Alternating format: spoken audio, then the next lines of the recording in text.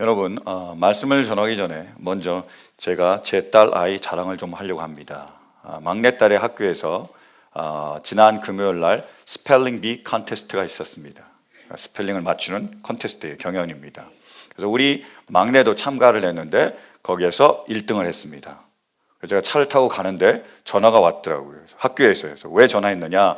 학교 내에서 스펠링 비 할 때는, 컨테스트 할 때는 퍼블리시를 안 한답니다. 근데 이제 밖으로 나갈 때 다른 학교와 경영하려면 이름이 나간다고, 그 이름을 내도 되겠냐고. 오브코스죠. 당연히 내라고. 제가 너무 좋아서 제가 기분 좋게 운전을 했습니다. 근데 더 기분 좋은 건 뭐냐면요, 2년 전에 우리 큰딸이 스펠링 비 컨테스트에 참여를 했습니다. 근데 우리 큰딸도 1등을 했어요. 그러니까 2년 전에 우리 큰딸이 1등을 하고, 그리고 2년 뒤에 우리 막내가 1등을 했습니다. 아빠를 닮아서 머리가 이렇게 똑똑합니다. 여러분,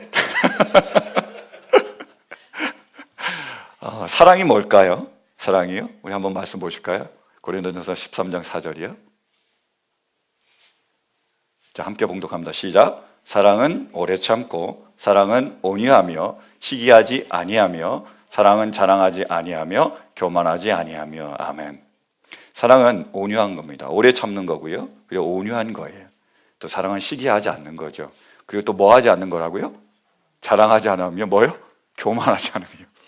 저는 여러분들 사랑합니다. 그러니까 뭐 하지 말아야 되죠? 자랑하지 말아야 되는 거예요. 교만하지 말아야 됩니다. 그래야 되는 거예요. 근데 제가 의도적으로 제 딸 아이를 얘기를 했습니다. 왜냐하면 제가 우리 딸아이를 이렇게 자랑할 때 여러분 어떤 느낌을 받으셨습니까? 야, 역시 목사님 딸 참 대단하다, 감사하다, 기쁘다 였습니까? 아니면 꼴불견이네? 밥맛이야, 꼭 좋게 해야 돼? 라는 느낌을 받으셨습니까? 어떤 느낌이셨어요? 네, 할렐루야, 감사합니다. 너 잘났어 라는 그런 마음을 우리가 가질 수가 있습니다. 왜냐하면 자랑을 할 때 이런 느낌을 우리가 받을 수가 있는 거죠. 근데 제가 왜 이걸 나눴냐면 오늘 본문 말씀에 나오는 고린도 교회의 마음이 이랬다라는 거예요. 그 고린도 교회의 문제가 제가 지난주에도 말씀드렸다시피 분쟁이었습니다. 분열이었습니다. 나눔이었어요. 이유가 뭐냐면 파로 나뉘어져 있습니다. 나는 바울파, 나는 아볼로파, 나는 베드로파, 나는 그리스도파, 이렇게 파가 나뉘었습니다. 그래서 어떻게 했느냐, 사람들이 자랑하는 거예요. 너 알아? 내가 바울파야. 내가 바울하고 얼마나 친한지 알아? 내가 바울하고 얼마나 가까이 지낸지, 바울 내가 잘 아는 사람이야 해서 막 바울의 인맥을 자랑하는 거예요. 그 옆에 있는 사람이 뭐죠? 그래? 나는 베드로하고 잘 알아. 나는 베드로하고 친한 사람이야. 그래서 베드로하고 인맥을 막 자랑하니까 서로가 계속 서로가 자기를 자랑하는 거예요. 그러니까 어떤 느낌이 들죠? 시기하고 미워하고 열받는 거죠. 그래서 교회가 쩍쩍 갈라지는 거예요. 이런 문제가 생겼습니다. 그래서 사도 바울이 교회가 나뉘면 됩니까? 안 됩니까? 안 되죠. 한 몸이, 그리스도의 몸이 분열되면, 찢어지면 안 되니까 편지를 보낸 겁니다. 너희는 그렇게 하지 마라 하면서 권면한 것이 오늘 본문 말씀이에요. 어떻게 바울 사도는 그들을 권면하고 있을까요? 26절이요. 자, 함께 봉독합니다. 시작. 형제자매 여러분, 여러분이 부르심을 받을 때에 그 처지가 어떠하였는지 생각하여 보십시오. 육신의 기준으로 보아서 지혜 있는 사람이 많지 않고 권력 있는 사람이 많지 않고 가문이 훌륭한 사람이 많지 않았습니다. 아멘. 지금 고린도 교인들이 교회 안에서 자기 자랑을 막 하는 거예요. 인맥을 자랑한 겁니다. 우리가 유명한 사람을 알아서 그 인맥을 자랑하고, 그리고 막 그걸 드러내는 것처럼 막 자랑하니까 바울이 얘기하는 거예요. 야, 너희가 세상의 기준으로 봤을 때에, 육신의 기준으로 봤을 때 어떤 사람들이었느냐? 니네가 세상 밖에서 어떤 사람이냐? 너희들 가운데 정말 지혜로운 사람이 있느냐? 너희 가운데 정말로 권력을 가진 사람, 높은 자리에 있는 사람이 있느냐? 너희 가운데 정말로 이런 모든 것 가운데 좋은 집안, 좋은 가문 출신의 사람이 있었느냐라고 묻는 거예요. 너가 세상의 기준으로 봤을 때 정말로 자랑할 게 있느냐라고 물었습니다. 그리고 계속 이어가요. 27절, 28절이요.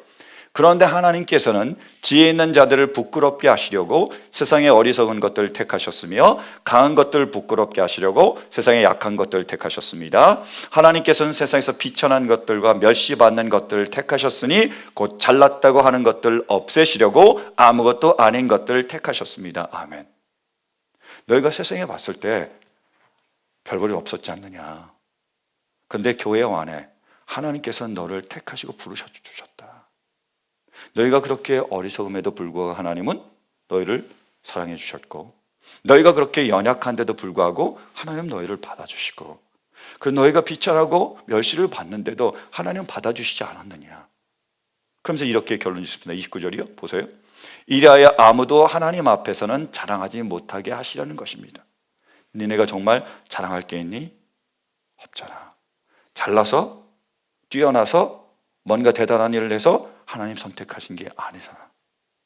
그러니까 하나님 앞에서 아무것도 자랑하지 마라, 이렇게 얘기하는 거예요. 왜요? 하나님 앞에 자랑할 게 없으니까요. 그렇게 권면한 겁니다. 그런데요, 이 말씀을 조금 더 깊이 연구하고 묵상해 보면요, 실은 지금 바울 사도는요, 교회 안에 있어서 이렇게 자랑하는 사람, 그리고 그 자랑 때문에 시기하는 사람에 대해서 도전을 하는 것뿐만이 아니라요, 실은 그 사람을 자랑하게 하고 교회 안에서 시기하게 하는 그 세상의 기준과 가치를 실은 강력하게 도전하고 계시는 거예요.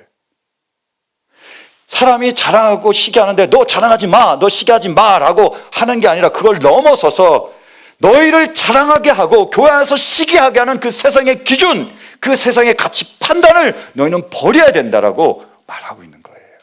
그게 바울의 논점입니다. 한번 보실까요? 26절 말씀 보시겠습니까? 형제자매 여러분, 여러분이 부르심을 받을 때 그 처지가 어떠하였는지 생각하여 보십시오. 육신의 기준으로 보아서, 세상의 기준으로 보아서 지혜 있는 사람이 많지 않고 권력 있는 사람이 많지 않고 가문이 훌륭한 사람이 많지 않았습니다. 뭐가 많지 않았다고요? 사람이요. 원어로 봐도 남성 복수를 쓰고 있습니다. 그러니까 사람으로 시작하는 거예요. 자랑하는 사람, 시기하는 사람. 그 사랑으로 시작했는데요, 어디로 결론을 이끌어 가느냐? 28절 말씀 보시겠습니까?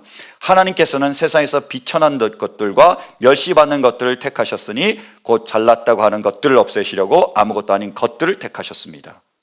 이제 뭐로 바뀌었죠? 것으로 바뀌었습니다. 원어도 중성 단수입니다. 것이에요.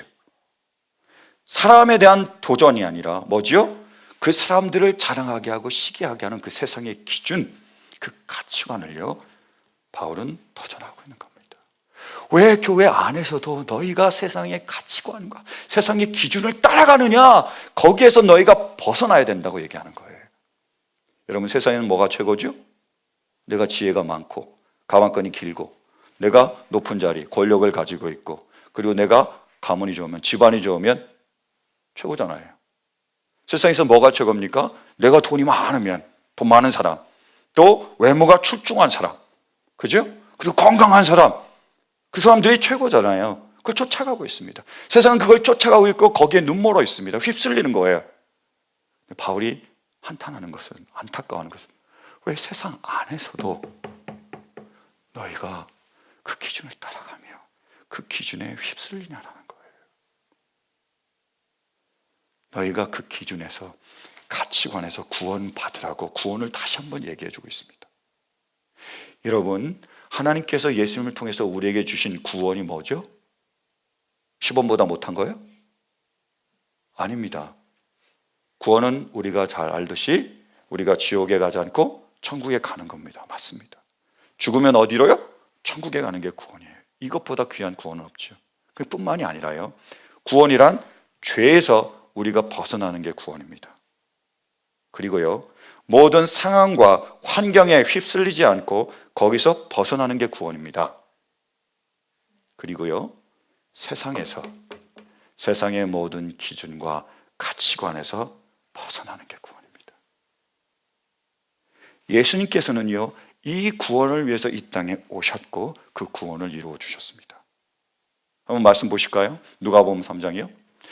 요한은 요단강 주변 온 지역을 찾아가서 죄사함을 받게 하는 회개의 세례를 선포하였다. 그것은 이사야의 예언서에 적혀있는 대로였다. 광야에서 외치는 이의 소리가 있다. 너희는 주님의 길을 예비하고 그 길을 곧게 하여라. 모든 골짜기는 메우고 모든 산과 언덕은 평평하게 하고 굽은 것은 곧게 하고 험한 길은 평탄하게 해야 할 것이니 모든 사람이 하나님의 구원을 보게 될 것이다. 아멘. 세례 요한이 예수님의 오심을 준비하면서 예수님이 오시면 구원을 이룰 거라고 말씀하고 있습니다. 근데 그 구원의 모습이 뭐라고요? 높은 산이 낮아지고 골짜기가 메워지는 거예요. 어떻게 이런 일이 벌어지죠? 높은 산을 깎아서 골짜기를 메우면 되잖아요. 신분의 변화를 의미합니다. 높은 자리에 있는 사람이 떨어진다는 거예요. 낮은 자리에 있던 사람이 높은 자리로 오를 거라고 말씀하고 있습니다. 신분의 변화를 얘기하고 있습니다. 뿐만이 아니라요, 실은 세상의 기준, 그 기준이 무너지는 것을 의미합니다. 세상에 높다고 하는 것들, 세상에 낮다고 하는 것들이 뭐예요? 없어진다는 거예요. 하나님 앞에서는 이 모든 것들 다 쓸모없는 것이 되고 천국에 하나님의 새로운 기준이 세워집니다. 천국에 하나님의 새로운 기준은 뭐죠? 유대인이나 헬라인이나 뭐예요? 같습니다.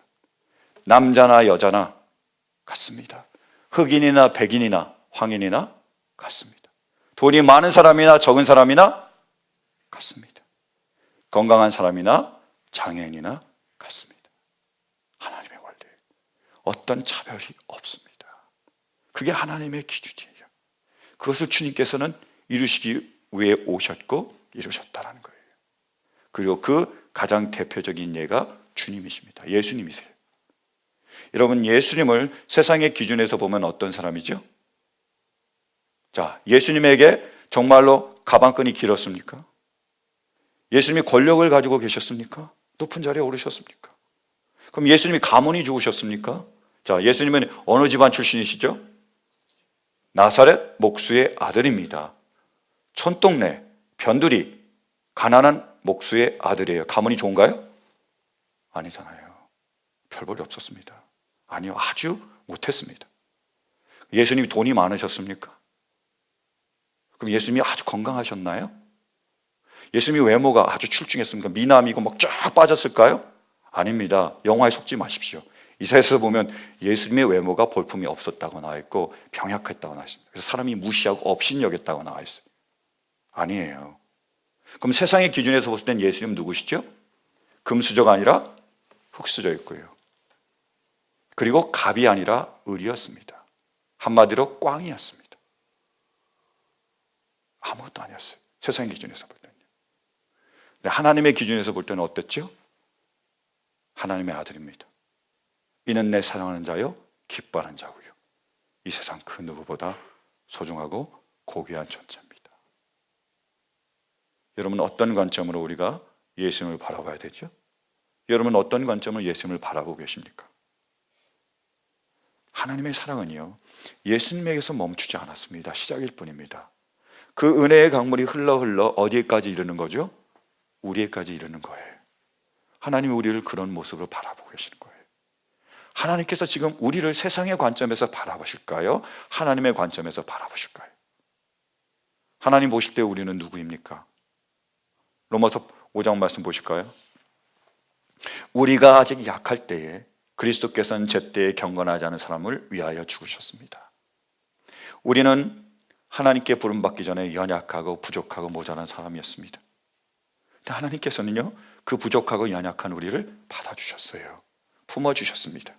또요, 8절이요. 그러나 우리가 아직 죄인 되었을 때에 그리스도께서 우리를 위하여 죽으셨습니다. 심지어 더 나아가서 우리가 뭐예요? 죄인이었습니다. 하나님의 말씀을 대적하고 그 말씀을 따르지 않았습니다. 그럼에도 불구하고 우리를 위해서 죽으셨고 우리를 사랑해 주셨고 품어주셨다라는 거예요. 그리고 10절이요.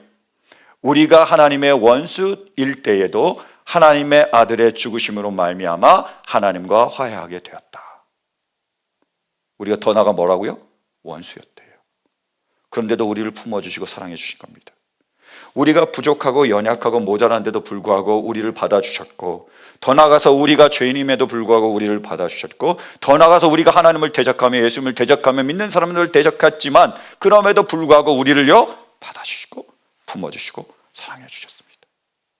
우리의 있는 모습 그대로 우리를 받아주시고 사랑해 주시고 오히려 우리를 위하여 생명까지 내어주신 거죠. 그게 하나님의 사랑입니다.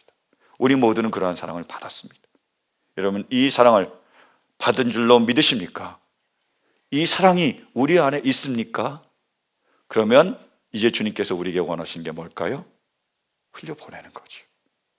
우리가 그렇게 받은 대로 그렇게 사랑하는 겁니다. 그래서 우리의 옆에 있는 남편과 아내를, 우리의 부모와 자녀를, 그리고 우리의 성도와 우리의 이웃을 그렇게 사랑하는 거예요. 어떻게 해요? 그들의 잘나고 멋있고 아름다운 모습도 우리가 사랑하지만 그들의 부족하고 그들의 모자라고 그들의 연약한 그 모습까지도, 그 아픔까지도 우리가 사랑하길 원하십니다. 사랑하는 성도 여러분, 이렇게 사랑할 수 있는 은혜가 있기를 간절히 축원합니다. 그런데요, 우리가 이렇게 이웃을 사랑하기 위해서 맨 먼저 해야 될 일이 있습니다.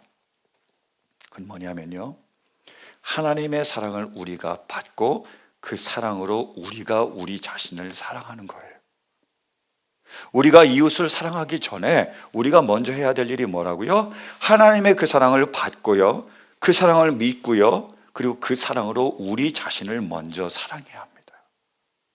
우리가 진정으로 우리를 인정하고 사랑할 수 있을 때에 그때 비로소 우리는 다른 사람을 인정하고 사랑할 수 있습니다.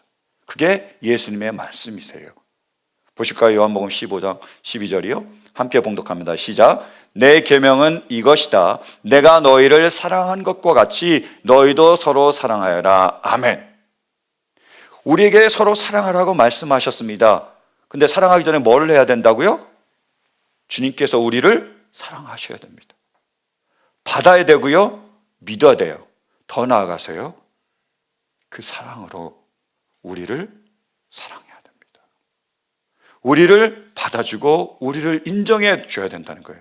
우리의 잘나고 멋있고 아름다운 정말로 뛰어난 부분뿐만이 아니라 우리의 부족하고 우리의 연약하고 우리의 실수와 우리의 실패와 우리의 잘못과 좌절마저도 우리는 인정하고 그걸 받아들일 수 있어. 그리고 사랑할 수 있어야 된다고 말씀하고 계신 거예요. 여러분 어떠십니까? 우리 자신을 봤을 때, 여러분 각자를 봤을 때 어떠세요? 여러분을 사랑하세요? 정말로 여러분이 마음에 드십니까? 여러분들이 좋아 죽겠습니까? 아니면 정반대신가요? 난 왜 이러지? 난 왜 이래? 난 왜 이래? 혹시 이렇게 생각하는 거 아니십니까? 자존감 수업을 쓴 윤홍균 박사가 있습니다. 그의 건강의학 의료원 원장이신데요, 자존감 수업이라는 책에서 이렇게 얘기합니다. 자존감은 행복의 결과물이기도 하고 자존감의 결과가 곧 행복이기도 하다. 자존감이 있어야 행복할 수 있다는 말이죠. 근데 자존감이 무슨 말이냐? 자존감의 가장 기본적인 정의는 자신을 어떻게 평가하는가, 곧 자신을 높게 평가하는지 또 낮게 평가하는지 100점 만점에 몇 점이라는 숫자로 표현할 수 있는 게 자존감이라고 얘기합니다. 내가 나를 어떻게 생각하는지, 이게 자존감이래요. 그래서 더 나아가면 자존감은 결국 뭐예요? 나를 사랑하는 정도입니다. 내가 나를 정말로 사랑하면 자존감이 어떻게 되는 거죠? 높습니다. 높은 사람이에요. 나를 내가 사랑하지 못하면요, 자존감이 낮습니다. 낮아진다는 거예요. 자존감이 낮은 사람은 어떻게 될까요? 이렇게 얘기합니다. 부모의 무관심은 자연스럽게 자녀들에게 영향을 미친다. 하물며 그 싫어하는 대상이 자신이라면 어떻게 하겠는가? 말하고 행동하고 먹고 잠자는 순간에도 실은 나와 마주해야 하니 문제는 더욱 심각하다. 거울을 볼 때마다 싫어하는 인간의 모습을 봐야 한다. 자신을 사랑하지 않는 사람은 이런 이유로 알게 모르게 짜증이 나 있다. 무기력한 내가 싫고 키가 작은 내가 싫고 성격이 모난 나에게 화가 난다. 그럴 때마다 서슴지 않고 자신을 비난하고 남들과 비교한다. 생각해봐라. 누군가 내 등에 엎여서 하루 종일 나를 비난하고 남들과 비교하면 어떻겠는가? 어떤 장치가 귀에 꽂혀 속삭이듯 너는 못났어, 너는 남들보다 무능해 라고 세뇌한다면 어떻게 될까? 자존감이 낮습니다. 나를 사랑하지 않아요. 너는 못났어, 너는 할 수 없어, 너는 아무것도 아니야 라는 말을 계속 내가 하게 된다면 어떻게 된다고요? 자존감이 낮아집니다. 자존감이 낮아지면 어떻게 되느냐? 사랑을 못 받는데요. 사랑이 떠납니다. 그래서 사랑이 떠나면 또 어떻게 될까요? 자존감이 더 낮아지는 거죠. 그게 자존감이 낮은 사람들의 모습이라는 겁니다. 자존감에 낮은 사람들의 가장 문제는 뭐냐면요, 내가 나를 인정해 주지 않는 거예요. 우리가 가장 필요한 감정 중에 하나가 뭐죠? 인정입니다. 근데 인정을 내가 못 받는 거예요. 그래서 뭐죠? 인정에 갈급합니다. 실은 인정에 목말라요. 그래서 이 인정을 채워야 되는데 누구로부터 채우려고 하죠? 사람들로부터 채우려고 합니다. 남편과 아내, 그래서 결혼할지도 모르겠어요. 안 되면 자녀, 자녀를 잘 키워서 확 성공하면 그걸로 채우려고 하거나, 아니면 다른 사람들에게서 그 인정을 받으려고 하면서 채우려고 하는 거예요. 거기에 목말라 있습니다. 거기에 목을 매는 경우가 있다는 거예요. 근데 그게 채워지지 못하니까 어떻게 된 거예요? 계속 그것들을 쫓아가게 되는 거예요. 세상의 기준을, 세상의 인정을 따라서 계속 쫓아가게 돼 있다는 거예요. 어떻게 하면 이 문제가 해결될 수 있을까요? 우리가 하나님의 사랑으로 우리를 인정하고 사랑해야 된다는 거예요. 그래서 헨리 나우에는요, 이는 내 사랑하는 자요라는 책에서 이렇게 얘기합니다. 지난 몇 년 동안 나는 우리 삶에서 가장 위험한 함정은 성공이나 명예, 권력이 아니라 자기 거부, 인정의 반대죠. 자기 거부라는 것을 깨닫게 되었다.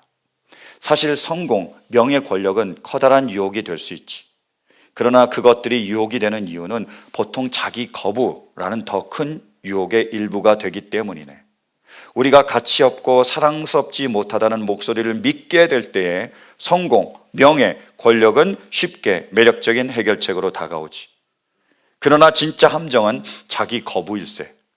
나는 내가 이 유혹에 얼마나 빨리 넘어가는지를 보면서 계속 놀라고 있네.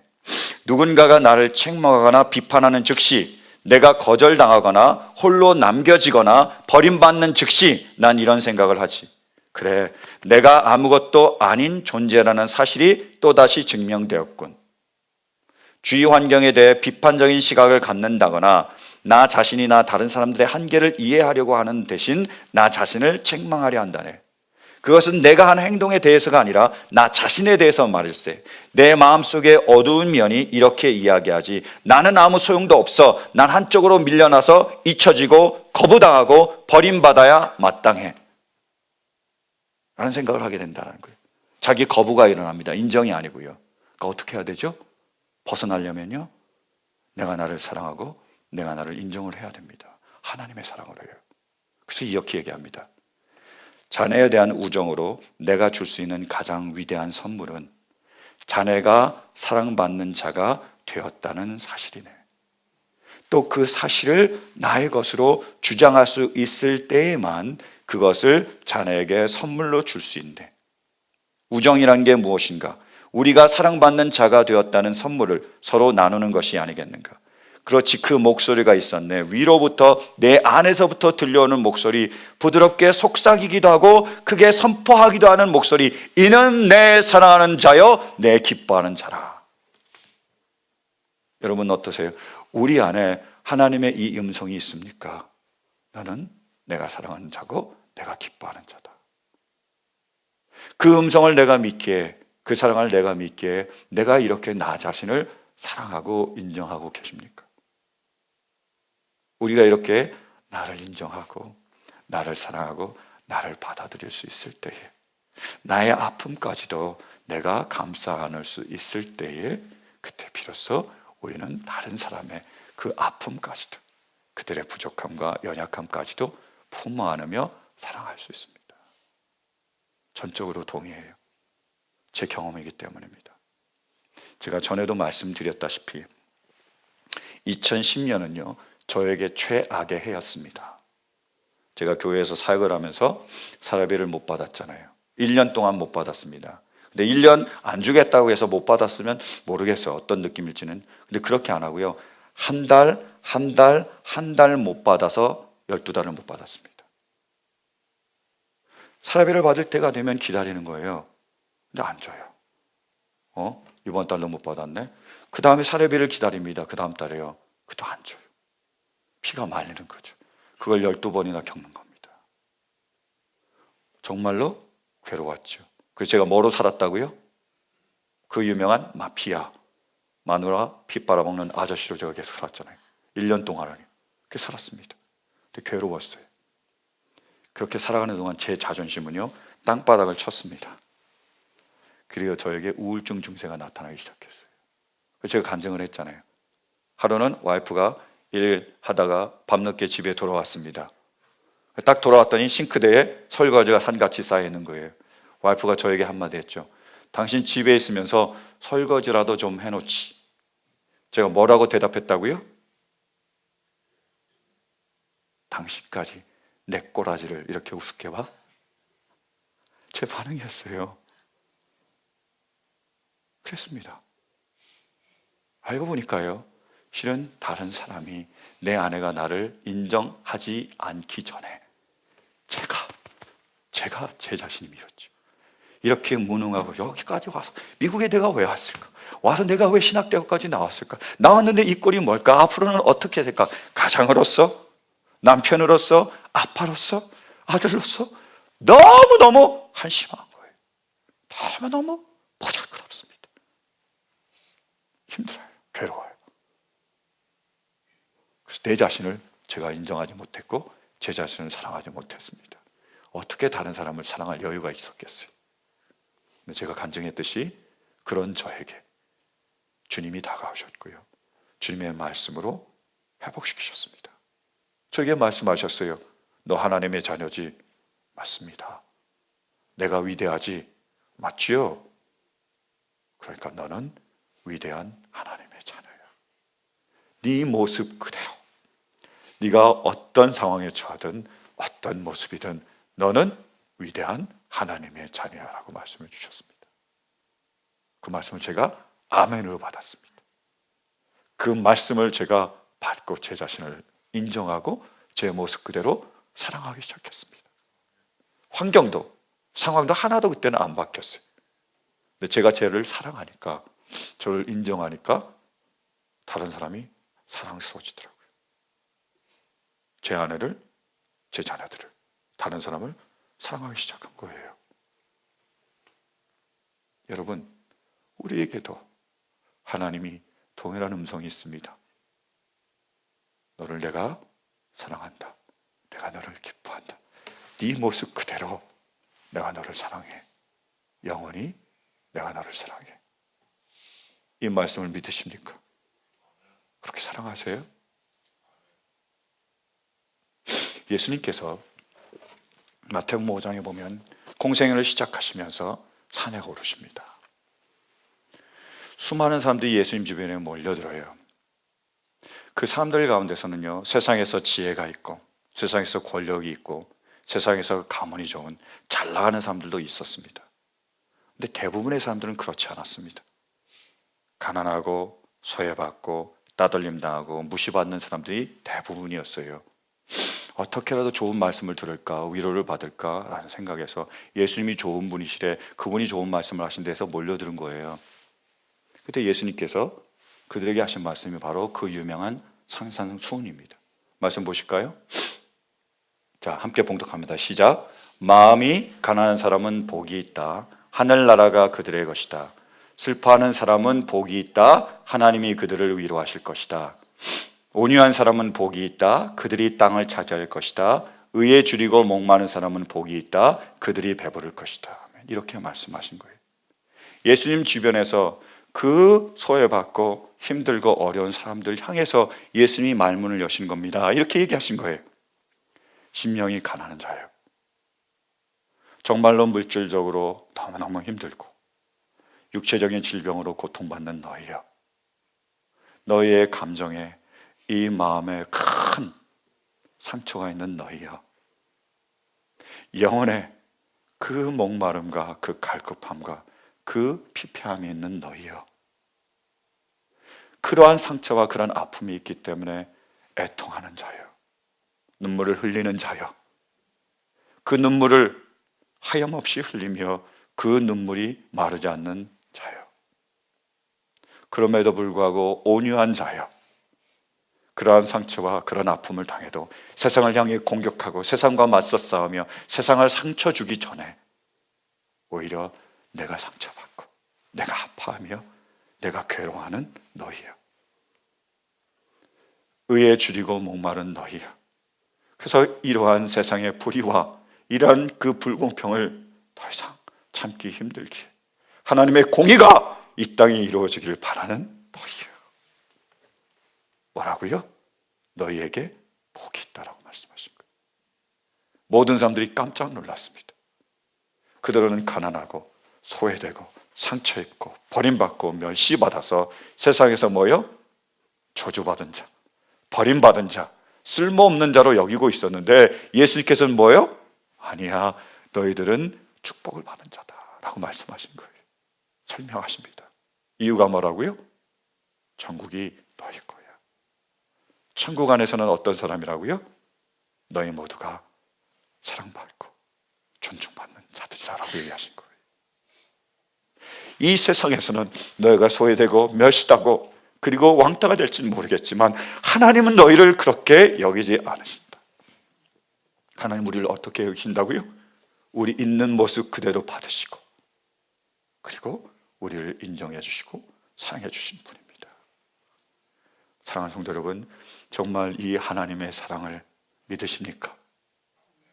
믿으시면요, 이제 그 사랑으로 우리가 우리 자신을 사랑할 수 있길 간절히 바라요.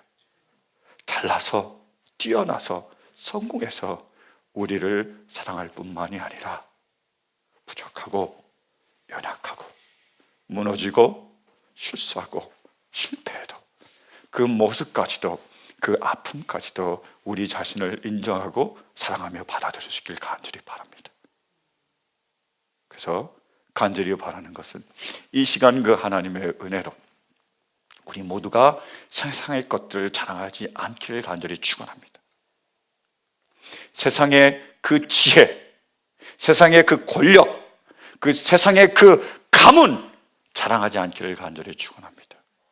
세상의 돈, 세상의 외모, 세상의 건강, 이 모든 것들을 우리가 자랑하지 않기를 바랍니다.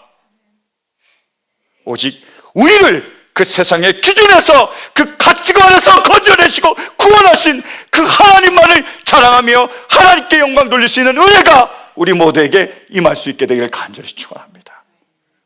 우리는 그런 사랑을 받은 사람이며 우리 모두는 이제 그렇게 세상에서 구원받은 자임을 믿습니다. 우리를 구원하신 그 하나님만을 자랑하는 그 크신 은혜가 우리 모두 가운데 임할 수 있게 되기를 간절히 축원합니다. 아멘. 함께 기도하시겠습니다.